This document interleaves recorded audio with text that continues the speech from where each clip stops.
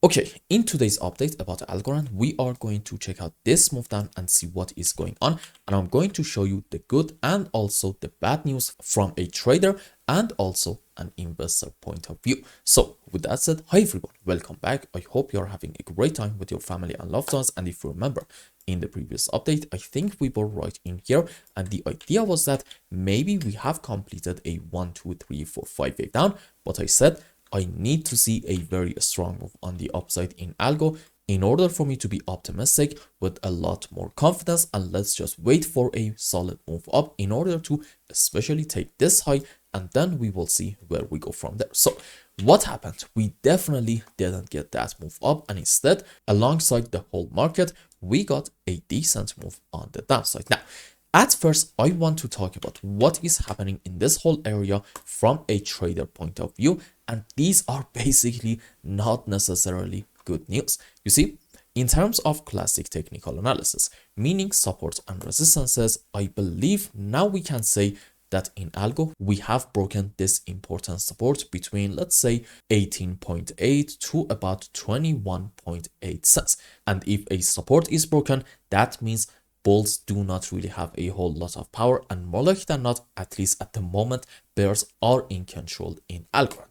Second, from a trader point of view, when can you say this is, for example, a decent buying opportunity? When you see a very strong move on the upside and followed by that some sort of a pullback, and okay, if you believe at that point we're gonna have another wave up, okay, right in here can be a beautiful buying opportunity for you. Now, here's a very important point. I think if we are going to get a strong move on the upside, even starting from this point, that's probably going to stop when we reach to about this important region. And more likely than not, from this point moving forward, this is going to act as a resistance area. And who knows, maybe from here, instead of a pullback, we are going to have another decent move on the downside. And as long as we are under here, I do not believe that I should go long in algo in hope that I make some money just in the short term. And again, this is very important. All the things that I said so far is from a trader point of view, and in that area, unfortunately, we do not have necessarily optimistic signs. Now, let's change it a bit. Let's talk about what is happening in these areas from an investor point of view. And if you are an investor, then okay, you are buying in hope that we get a beautiful alt season by the end of this cycle and Algorand goes up big time. And I do think if we get an alt season, Algorand is going to participate in that. So if you are a long-term investor, the name of the game obviously is going to be DCA, dollar cost averaging. Now, from a long-term holder perspective, the idea is that by every pullback that we get, we just add more and more to our portfolio in hope that we get our average purchase down as low as possible and just wait for the next phase of the bull run to start. That's why I want to say right in here in Algorand, if we get some more moves on the downside, it's actually going to be a beautiful buying opportunity for the long term. This is very important just for the long term.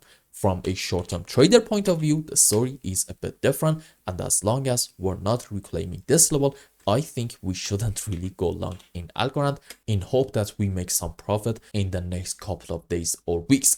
Now, here's a very important point. In the long term, I think in Algo, we are having a beautiful, beautiful bullish setup, and odds are on a higher degree for now, at least according to my primary scenario. This is a 1, this is a 2. And after our wave 2 is over, and I do think soon it's going to be over, we're going to have a big move up into wave 3, 4, 5. And this is going to be even on a higher degree into a wave 3. And then corrective movement for another move up into wave 5. And I do believe all of these moves are going to happen in this cycle. And since we are probably very, very close to the end of a wave 2 from a lower degree, relative to this one, then okay, again, if you are a long-term holder, these areas should be buying opportunity for you. And if we get some more downward price action, that's just more opportunity for some dollar cost averaging. Now, before we go on some lower time frames and see what is happening in the recent bounce back, let's talk about this structure. And if you want to argue that we're gonna have our final low around here, let's say this is like a very important support, then okay, you need to be able to find off of the lowest low in here a 1, 2, 3, 4, 5 wave up. This is a normal 5 wave. Rules for it are we should not have overlapping of the waves between wave 2 and 4, and in any kind of 5 wave. Wave 3 should not be the smallest wave. This is a big no-no in Helios waves. And for our subwaves, as you can see, 5 up into wave 1, 3, and 5. And for wave 2 and 4, we can have different scenarios. Let's say in this case, WXY into 4 and then ABC into wave 2. Now let's go on maybe like 15-minute chart and see, can we identify an impulse starting from the lowest low or not? And the answer is maybe yes. You see, I can tell you, maybe from this point we are having an A, B, C, or maybe an A, B, C, D, E, a triangular structure. Not really important. Generally, I think some sort of a correction happening in here. Also, this might be a WXY or maybe another ABC. Again, not that important. And this is a 1, 2, 3, 4, 5 wave up to about here. And let's just delete the lines. This is also another impulse, and I'm hoping that the move up that we are currently having is going to be in form of a 5 wave impulsive structure, because on a higher degree, I believe we may have a 1, 2, 3, 4, 5 wave up, indicating maybe in algo the final low is already in. Is this guaranteed or not? No, nothing is guaranteed. There is no certainty in any market. We are only talking about the probabilities, but the fact that this move up is starting to look like impulse and not a correction, in my books, can be an optimistic sign. Now, here's a very important point. What happens after a 5 wave up? You know the answer if you are a regular viewer. We are going to have generally some sort of a move down, and the move down itself, for me, it's not really that important. It's kind of predictable, because I think we can all agree nothing goes up straight, right? So makes sense to expect some sort of a pullback. Now, this is the key. What I really care about is this.